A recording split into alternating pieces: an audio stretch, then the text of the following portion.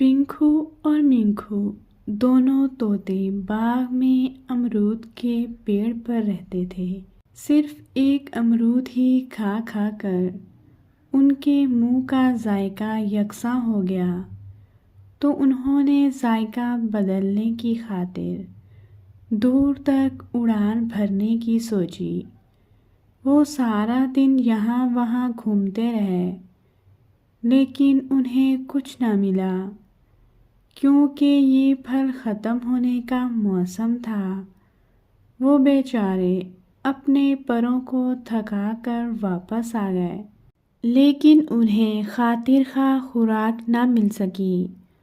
امرود کے پیڑ پر آ کر منکھو نے پنکھو سے کہا، ارے بھیا، اب تو ہمیں کچھ نہیں ملا، کیوں نہ یہ امرود کھا کر ہی اپنے پیٹ کو بھر لیں۔ منکھو، اگر امرود ہی کھانا تھا تو ہم اتنی دور تک کیوں گئے؟ میرے تو سارے پنکھ بھی درد کر رہے ہیں، مجھے کچھ مختلف سا کھانا ہے۔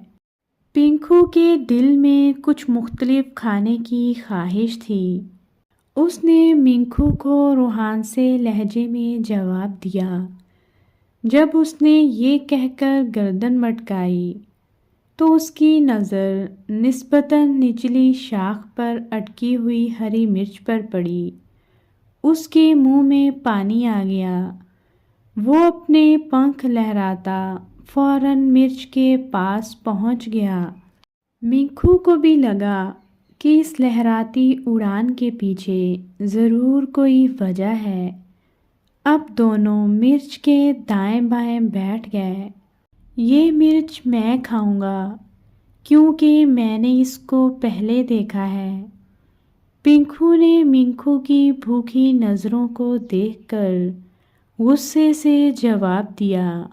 منکھو کہنے لگا، ہم اسے آدھا آدھا بھی تو کر سکتے ہیں نا؟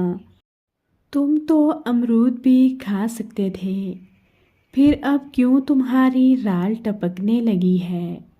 پنکھو نے اس کو پرانی بات یاد دلائی۔ منکھو سر جھکا کر بیٹھ گیا۔ اس کی نظر تھوڑی دور زمین پر پڑی ہوئی 3 مرچوں پر گئی تو اس کی آنکھیں خوشی سے باہر نکل آئیں۔ منکھو ان مرچوں کے پاس آ گیا۔ پنکھو نے جب منکھو کو دیکھا تو وہ بھی اس کے پاس پہنچ گیا۔ ابھی پنکھو اور منکھو پھر سے لڑنے کا سوچ رہے تھے کہ وہ ایک جال میں پھنس گئے۔ ایک چھوٹے سے لڑکے جس کا نام ثاقب تھا، اس نے ان دونوں کو پکڑ لیا۔ پنکھو نے منکھو سے کہا، میں نے تمہیں کہا تھا کہ تم ہمیشہ مجھے مصیبت میں پھنسا دیتے ہو۔ تمہاری کم عقلی کی وجہ سے میں ہمیشہ پھنس جاتا ہوں۔ جواباً منکھو کے پاس کہنے کو کچھ نہیں تھا۔ ثاقب ان دونوں کو گھر لے گیا۔ تھوڑی دیر بعد ان کو ایک پنجرے میں قید کر دیا۔ پنکھو بھیا ہمیشہ مجھے بیوقوف ثابت کرنے پر تلے رہتے ہیں۔ میں ہمیشہ ان کی سنتا رہتا ہوں، لیکن اس دفعہ اس پنجرے سے میں خود نکلوں گا۔ منکھو من ہی من میں سوچ رہا تھا۔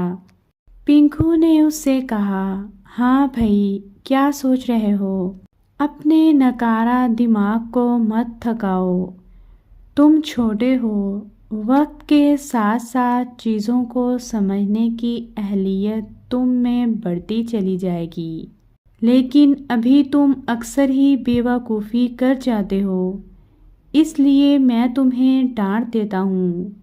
بھیا، تم اس بات کو دل پر نہ لینا۔ پنکھو نے منکھو کو منانے کی کوشش کی۔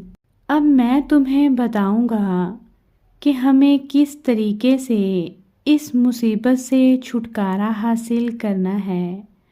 تم وہی کرنا جو میں کہوں گا، اس طرح ہم دونوں آزاد ہو جائیں گے۔ مینکو پنکو کی باتیں سن کر خوش ہو گیا۔ انہوں نے اپنے منصوبے پر عمل کرنا شروع کر دیا۔ ثاقب جب بھی انہیں باجرہ ڈالنے کے لیے آتا، پنکو ہمیشہ پنجرے میں خاموش بیٹھا رہتا، جبکہ مینکو ثاقب کے ساتھ باتیں کرتا رہتا۔ دن اسی طرح گزرتے رہے۔ ایک دن ثاقب کے گھر والے قریبی عزیز کے گھر گئے۔ ثاقب گھر میں اکیلا تھا، نہ جانے اس کے دل میں کیا سمائی۔ وہ جب پنجرے کے پاس آیا، اس نے دیکھا کہ مینکو بہت خوش تھا اور وہ مسلسل ٹیں ٹیں کر رہا تھا، جبکہ پنکو پنجرے میں ایک طرف خاموش بیٹھا تھا۔ ثاقب نے پنکو کو دیکھ کر سوچا کہ میں اسے آزاد کر دیتا ہوں۔